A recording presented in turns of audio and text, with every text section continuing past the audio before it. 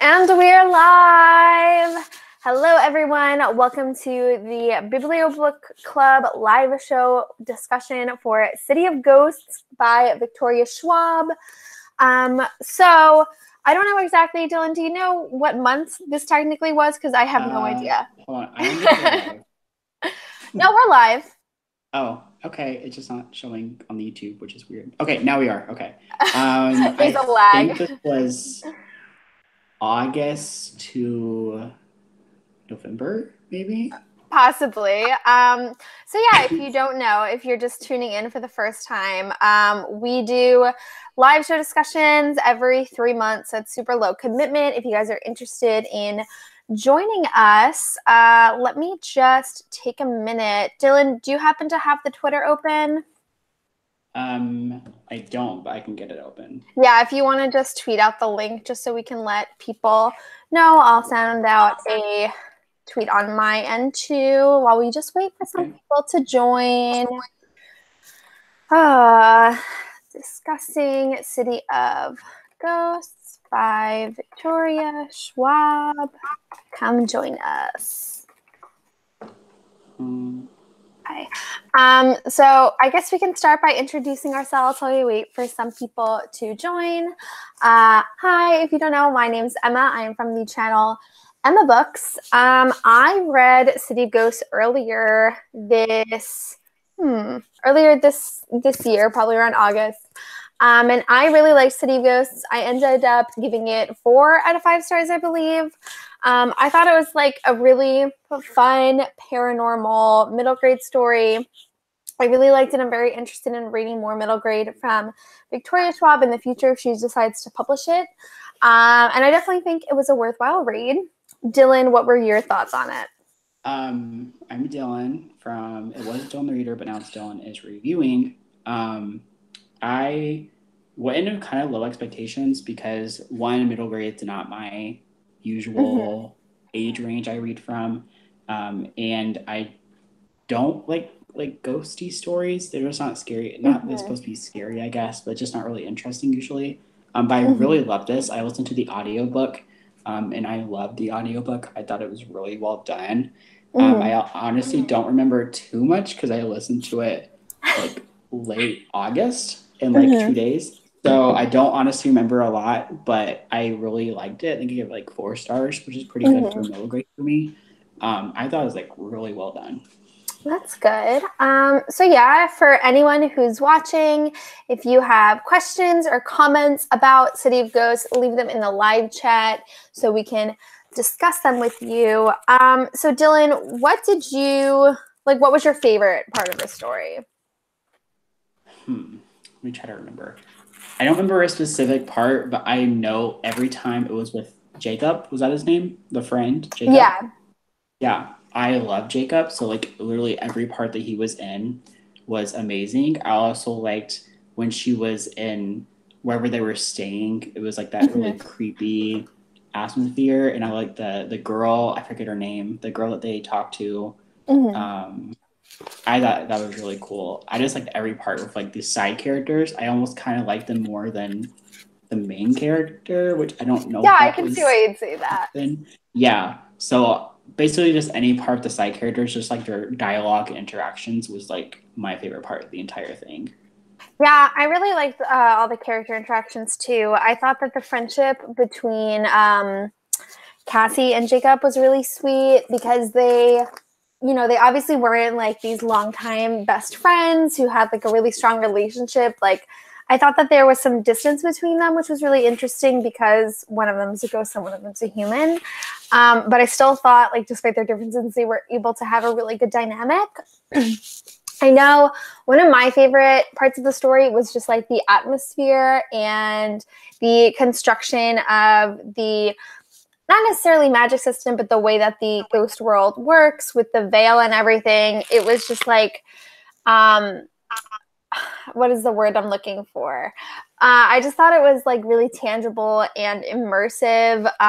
There was this one book that I read in elementary school. It was called Ghostville Elementary, and it was like one of those like really short books you get at the Scholastic Book Fair. I read that. Oh my God, I loved that series. I know. And for some reason, like, I just felt like similar vibes in it. Maybe it's because like the first scene that we see Kassie going into the veil is when she's at her school in like the auditorium, I believe. But it just like kept reminding me of that story that I read when I was so much younger. So I really liked that. Did you listen to the audiobook or did you read it? No, what did you think of the audiobook? Because I read the arc. I thought it was really well done. My big problem with most middle grade audiobooks is that the narrator doesn't sound like someone who would be child, middle grade age. I don't know if this narrator was. I assume not, because usually that's not the case. Yeah. But she sounded really like a child, which definitely added to the story. Also, there's like, if I remember correctly, I'm pretty sure there was like creepy music in the background, like when something was happening. I loved it so much. It was like such a great performance on like all the audiobook narrators' parts. And I love the audiobook. I could not stop listening to it. So it makes me really want to listen to the audiobook for the sequel whenever it comes out. I was going to ask, is there a confirmed sequel? Because I thought that there was, but when I was reading, I was struggling to like really see how the story could go on more. Hi, Red. Hi. Popping on for a small cameo while I walk my dogs. Yeah. You want to tell us your thoughts?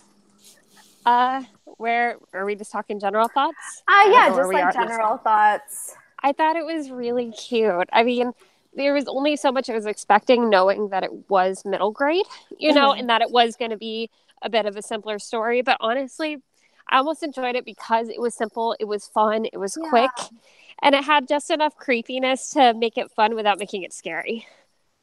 Yeah, I know what you mean. I thought it really had that nice balance of like spooky, where it's like entertaining and light, but it is also still just like, you know, it gives you all those good paranormal, like Halloween feels, you know? Like if Disney Channel wanted to adapt it into a Disney Channel original movie, I wouldn't be mad. I know, right? So great. Typically, I'd be like very wary about Disney Channel even touching an adaptation, but I feel like they'd be perfect. Yeah, I feel like it would work so well with this. Maybe even Freeform, you know, something that's a little bit younger. Yeah, but like can actually do it fun justice, because I want a very like Halloween Town type adaptation of it. Yeah, exactly. I wouldn't want them to age it up either. No, I could see them doing that. I don't want that to happen. And I think the character's young enough that they could go with like, you know, a 13-year-old actress right in there, you know, and it would be really good.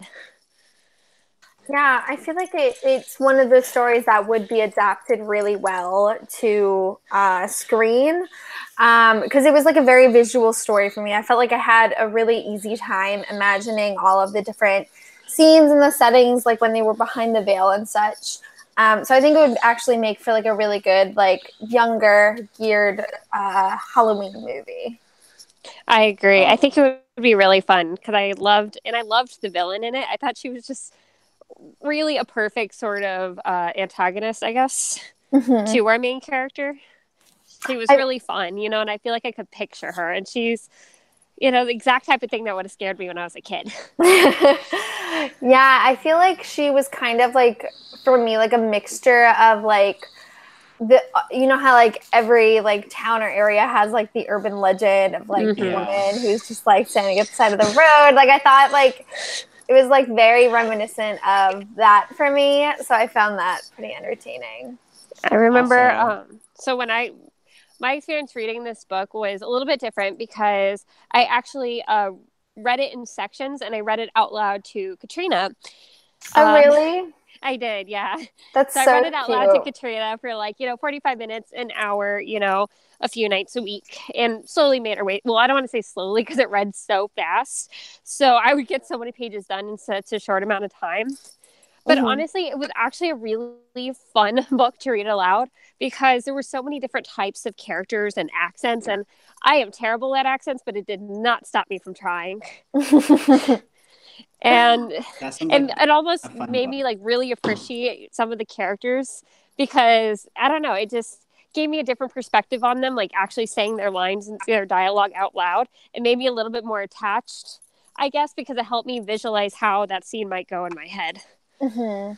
Yeah, I hear what you're saying. That actually sounds like a really cool experience. Like, I'm realizing now that like I've like never read a book out loud like as an adult, and so I'm like, I feel like that really is a way to sort of like not necessarily slow down the reading process in terms of like how long it takes you to read it, but like to really like take in each individual word. And it gives you a chance to discuss it in real time, you know, and like honestly it's sort of one of those things where I remember being in high school, and this is venturing away from the book, but this is me promoting the idea of taking on buddy reading in a new experience. Because I remember being in high school and I read that book, Dreamland by Sarah Dessen, out loud to my best friend in journalism class every single day. And that was like my first real experience, like reading out loud. Sorry, my dog is trying to trap me in the bush. And that was my first real experience with that. But then Katrina had gotten an arc of Muse and Nightmares, and she knew how much I love Strange the Dreamers. So we had cooked up this idea that she would read me this book. You know, and it was just supposed to be this one book, but we ended up loving the experience of reading it out loud and how much it engaged us in what we were reading and how it forced us to pay attention and really consider the characters, stop and discuss. So now anybody, if you have a chance to like get to like buddy read by reading something out loud with someone else, it really sort of vamps up your experience of reading it. I really want to do that. This was a great book for that. I need to find someone to do that with. That sounds like the best experience. I know, right? I'm going to set you guys in the grass for a second. So speaking of the sequel, so it's on Goodreads, which doesn't really mean anything. No. But I'm pretty sure I saw Victoria say something about it on Twitter that was coming out next summer. And I think she said it's going to be in Paris. Oh my God, that's really? I didn't see that. Awesome. Yeah, I think she said it, or maybe she said it at the signing. I don't remember, but I remember her saying that it was going to be in Paris. Oh my God, that's so awesome. And I think it's going to be really cool because Paris has such an interesting history. But can you imagine if something happens in the catacombs where they're literally skulls and bones lining the walls? That was literally my first thought. Like, how awesome would it be integrating with, you know, the catacombs? Right, because that's like also it's one of my dream places. So if she included that, it would be freaking amazing. So awesome, and give me one more reason that I want to visit. I mean, I already wanted to visit Edinburgh, but now I really want to visit Edinburgh. I know, doesn't it sound so nice? I'm so excited now. What did you guys rate the book? I'm just curious. You might have already said it. I gave it 4 stars because I felt like my one downside of the book was that it just felt like very straightforward and simplistic. Like, I would have liked there to be a little bit more complexity with the plot. Like, I felt like it was very singular. And so like I appreciated that like it was like younger and you know, there is like a charming aspect to like children's books that are simplistic, but I just felt like I just wanted like more, you know what I think mean? it would have, it's almost like you wish that you could have, sorry, getting distracted by other dogs. It's almost like you wish that you could have had it both in like this form and then had a slightly older version of it too, you know? Yeah, exactly. Like, I feel like it's such a great story, but like while I was reading, like I just felt like there weren't like a lot of different little branches that the plot went off into. It was just like, here is the, you know, the initiating event, and here is the climax, and then here's the fall. Like, I just wanted like a little bit more from the story. I can see that. I think the reason it didn't bother me as much, I mean, I gave it 4.5 stars, I think. I think the reason it didn't bother me as much is it's sort of like I did understand going into it that it was going to be younger and it was going to be a little bit simpler. So I think it helped set me up for a certain expectation. If that makes sense? Yeah, I know what you're saying. Not that I have a lot of experience with middle grade. I don't pretend to.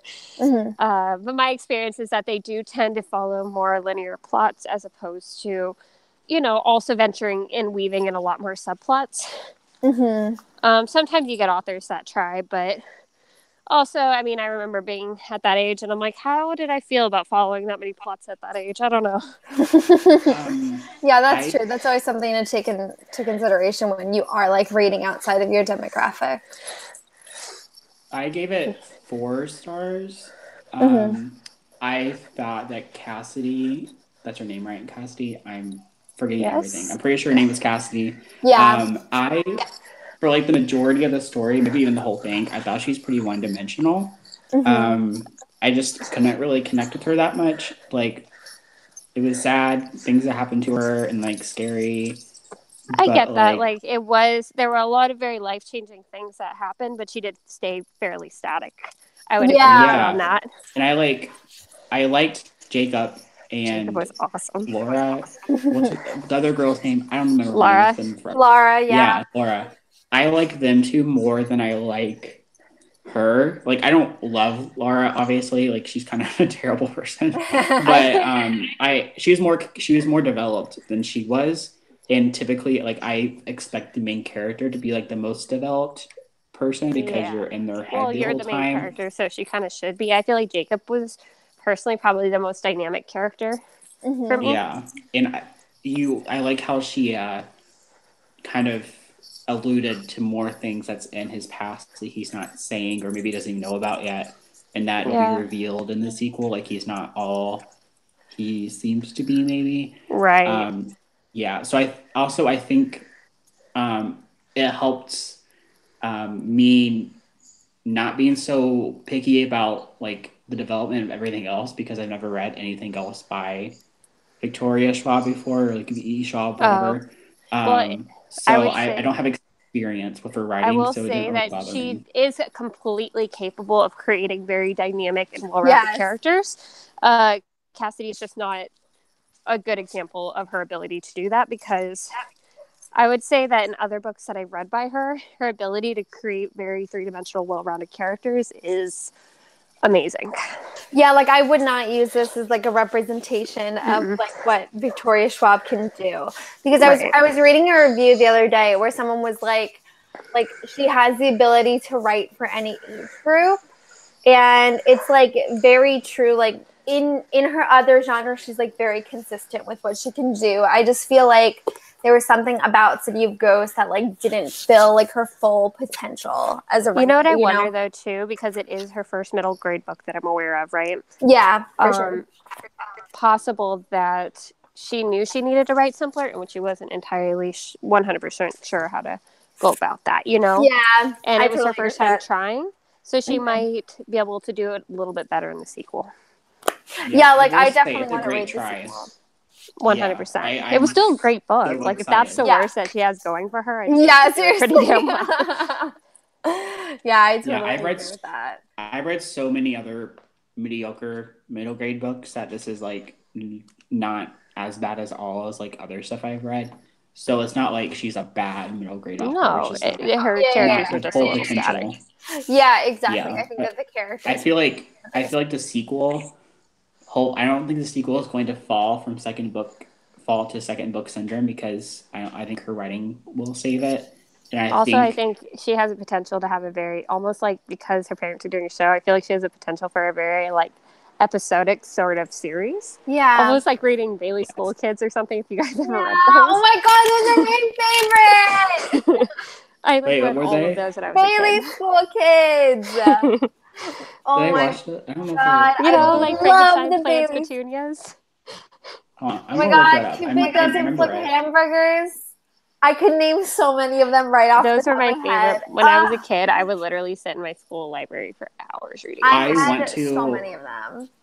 I have the urge to go to work tomorrow. Not tomorrow because I won't be out of town. But next time I go to work Monday, I have an urge to see how many of these we have and just like. I hope a lot. Oh my God, read them! They're all like 80 pages. They're so good. I would check out as many as they'd let me check out on the library and go home and read them all on like one night. Vampires Don't Wear Polka Dots was my favorite thing ever. Okay.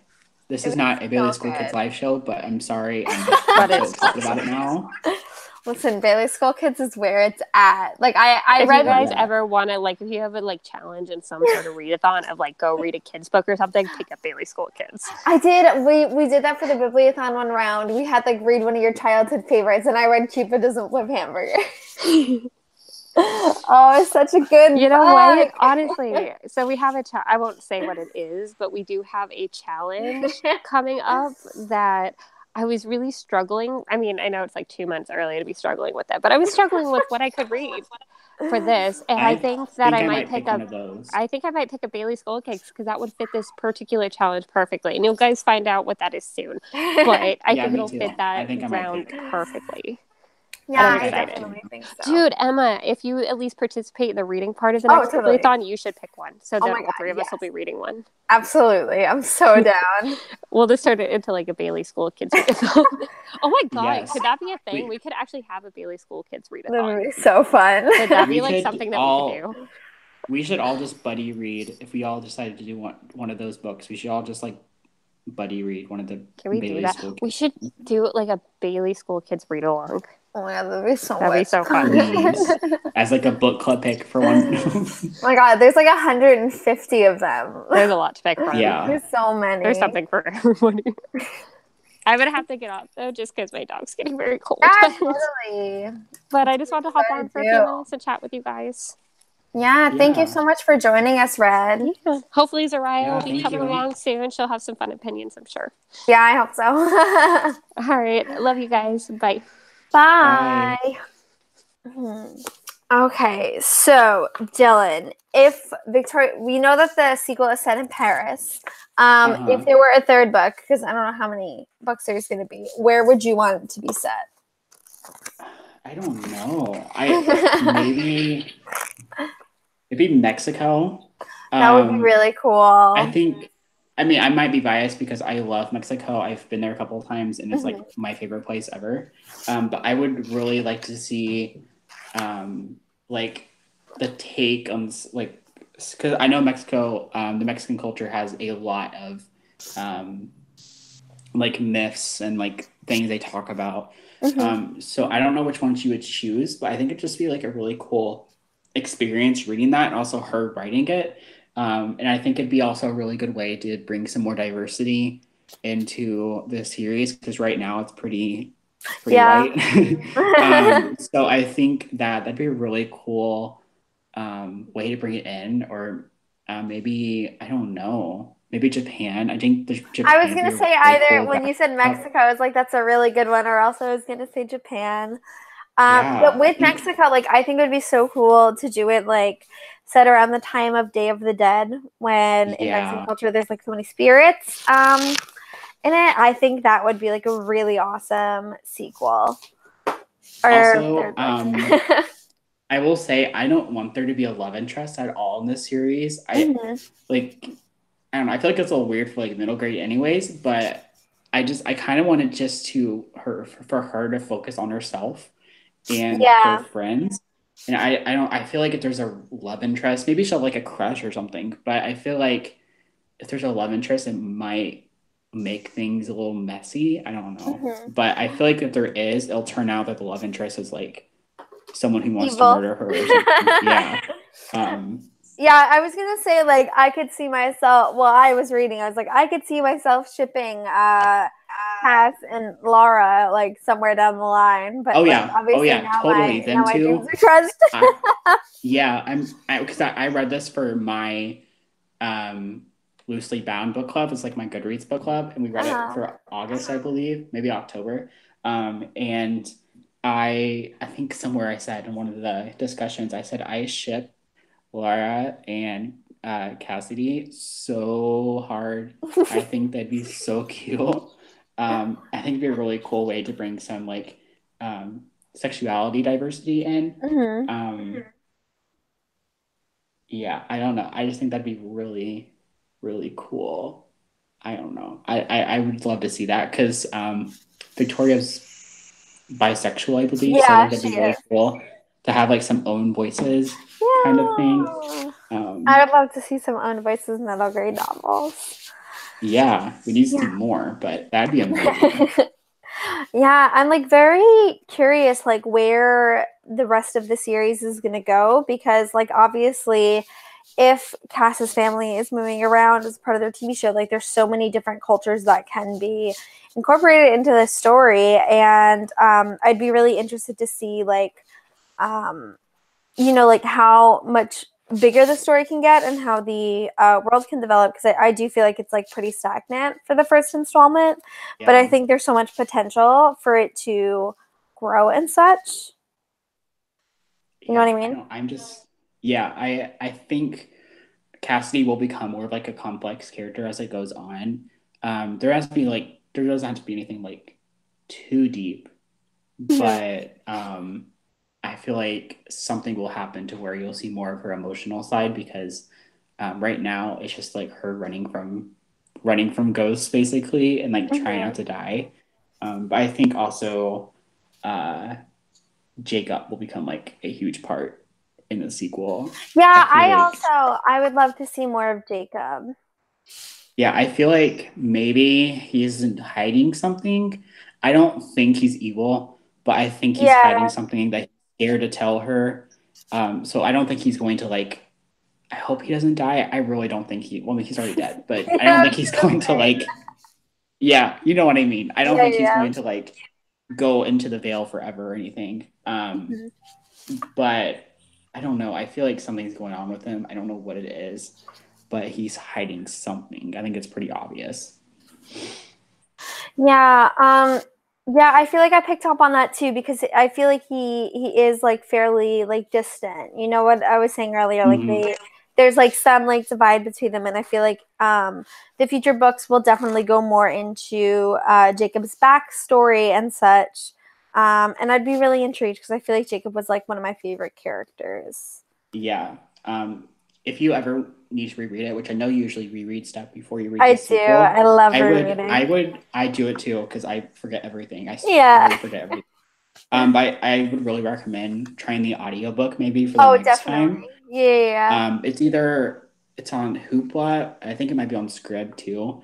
But it was so good, and like the creepy music totally added to like the October like atmosphere.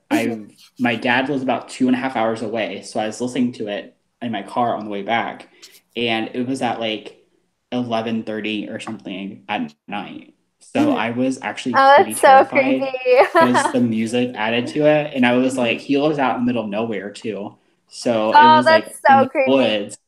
Yeah, which I hated it, but it was such a cool experience because that music definitely added to it. And when the villain, whatever her name is, I don't remember. The red lady, something like that. Yeah, whenever she came on, she did a special voice for her, and it was really terrifying. So yeah, that was terrifying, but I loved it. So definitely try the audiobook. Yeah, God, what was her name? I swear it was something like the Red Lady or something. I can't remember. I don't know. She kind of reminded me of like the other mother from Coraline too. Like just like that like totally. Super creepy vibe. Let me see. Oh, we have some questions. I don't know if Red heard us answer. Where would you like to see us go? Because we talked about Mexico and Japan. From Proud Book Lion, when we first heard about Jacob, I thought the reason he was connected to her was because he died saving cats, but now I think he just might have died in the same place. Ooh, interesting. Yeah, I kind of feel that. Where thoughts on Cass's family? I feel like we barely know them. I like her family. Yeah, I thought they were like a little eccentric. Yeah, I feel like they definitely have like a bad cop, good cop thing going on, but they're also like neither one of them is like mean or anything. Yeah. You can tell they like really care about her.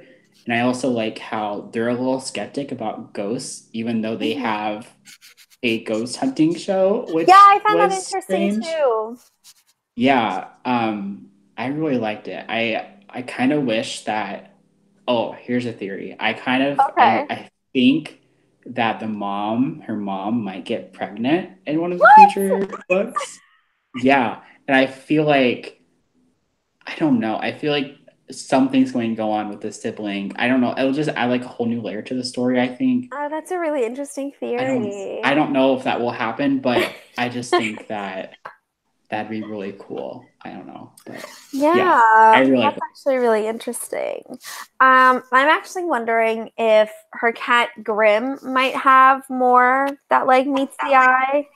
Because we don't see a ton of him in the book, but he totally reminds me of Salem from Sabrina, which I was think is just like, going to say that. yeah, like I feel like it's like an obvious parallel. And so Like, I think, huh? Like, have you seen the Chilling Adventures yet of I watched Sabrina? like the first episode. I want to get back into it. Yeah, well, Salem is like her familiar, and he like protects her from ghosts. Yeah. I feel like the cat definitely has something to do with it. I feel like, I don't know, maybe, I don't, because I feel like they've had the cat for a long time. Yeah. So I was thinking that it was like a weird like paranormal cat, and it like came to like protect her. I think But I think it's more than just like her having a pet cat. Yeah. I think that would be a waste of a cat if it's all it does is just like lay around. Yeah, seriously.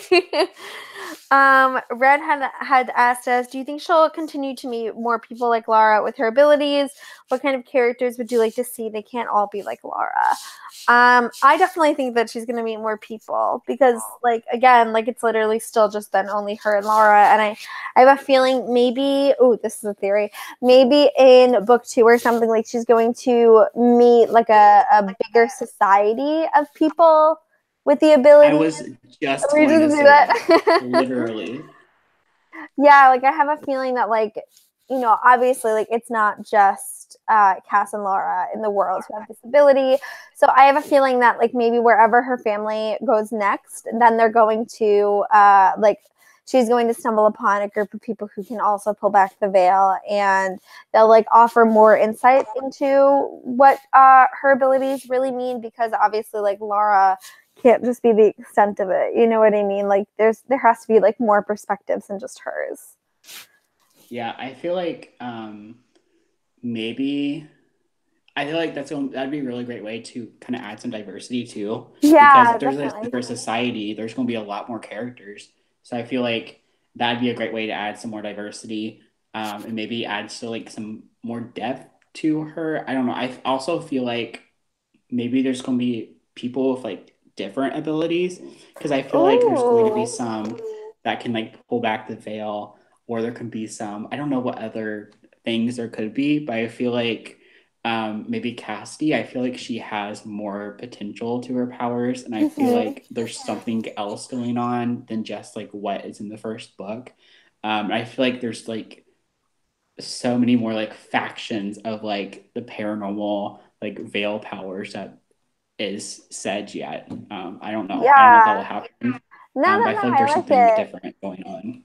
Yeah, I think maybe there's like different like levels of abilities that people can have. Like maybe someone can like manipulate ghosts into like doing things rather than just like interacting with them. And I think that would help to add a lot more depth to the world building.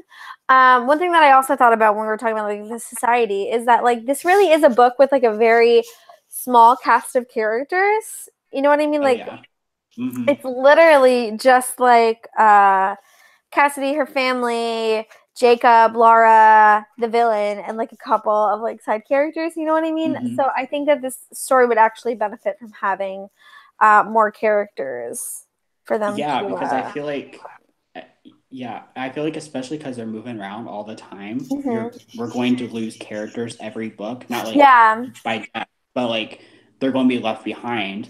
Like Laura, I know she's still in Edinburgh, but I don't know. Hopefully, we'll see more of her. I don't think that we wouldn't see more of her. Yeah. I feel like something has to go on with that.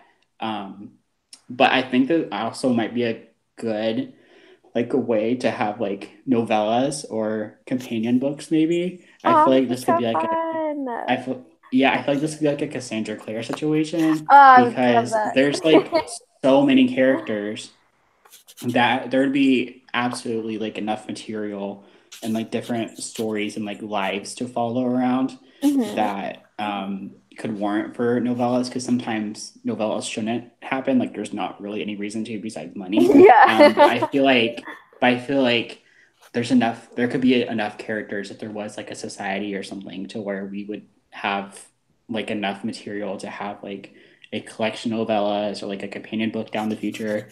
I don't know. I feel like that'd be a really good thing to have. I think that would be really fun. I would love to see more of it. I feel like I just need like the book to take, like the series to take it to like another level, and I think it can really like fulfill its potential. Yeah, because I don't know if you read that Hex Hall series at all. I haven't. Yeah, well, the 4th book is, I'm not going to say what the relation is to the main character, but the 4th book follows a character that I think you meet in the 2nd book, and it's like a companion series, like a companion book. I feel like that could happen with Laura. I really want to know more of her story. Maybe I'm just I'd love to read from her perspective. That would be so fun. Or maybe the 3rd book or something will be like a dual POV between like Cassidy and Laura. I don't know. I just want to see more of Laura, especially because I feel like I'm really scared that we're not going to see a lot of her anymore in the sequel. Yeah. So I'm really hoping that something like that happens, because that would be I would love that. Yeah, I think that would be really cool. I think Laura is like a very interesting character, and I feel like she has a lot to contribute to like the overall story that I'd like to see more of. Yeah, I also feel like she's kind of emotionally closed off so far. So I would like to see more of her emotions come in play and like more character development, because I feel like, because right now she's kind of like the bratty girl, but she has like a little bit more depth into her. Yeah, definitely. I feel like she could add so much to the story and become like a really cool friend, or like more than a friend maybe, to Cassidy. Maybe. We'll see. I'm gonna keep holding out hope. Yeah, so I kind of want the relationship to happen, because like we need more female stuff in middle grade, but I also don't want that to like ruin the friendship. Yeah, of course. I don't know. Yeah. I feel like we've done a pretty decent job dissecting this book. Sorry that this live show is running a little bit short, but we just didn't have the whole Biblio crew coming along. Dylan, do we have our book picked for the next Biblio Book Club? I think hold on just a second. Pretty sure we do. I think we do too. I'm not sure. Let me look, because I know what January's will be, but I don't know what the next one is. Just a second. I know we have it somewhere. So we have February through May, but I don't know. No, we have to have announced our thing already. But just to reiterate it for the people who are here, because we normally with them. It will. Hold on. Let me look. It's here somewhere. Let's just check. Oh my gosh. So November through January is Arch Enemies by Marissa Meyer. This is our first sequel, I believe. Yes, right? It is, because we all love Renegade so much. Yes, my ARC's upstairs, so I would have it with me. But I got an ARC, which I need to read it still, because I'm terrible. Oh my god! I know. I have 20 minutes left of the audiobook for the second time. Oh my gosh. I'm so excited. So good. Yeah, I'm so hyped Arch for the Enemies show. by Marissa Meyer is our November through January BiblioBook Club. It's the sequel to Renegade. So if you haven't read Renegade yet, please go pick it up. Oh my god, go pick it up. Love yourself. Yes, the audiobook is really good as well. So go pick that up so you can join us for Arch Enemies. Next month. I'm so excited. I guess actually already we're not going to talk about it for another 3 months. Yeah. So make sure to pick it up if you want to, because I'm so excited. It's amazing, and Arch Enemies is a really great sequel. So you're definitely going to want to read it and come discuss it with us. But thank you guys. Yeah, I'm so excited. But thank you guys so much for joining. I hope you guys enjoyed. And then we'll actually probably see you guys for the biannual bibliothon before our next live show. Right? Yeah. Probably. Yeah. Announcement will be up in about 2 weeks, I think, at the latest, about 2 weeks. So exciting. All right. Thanks so much for watching, guys. We'll talk to you later. Bye.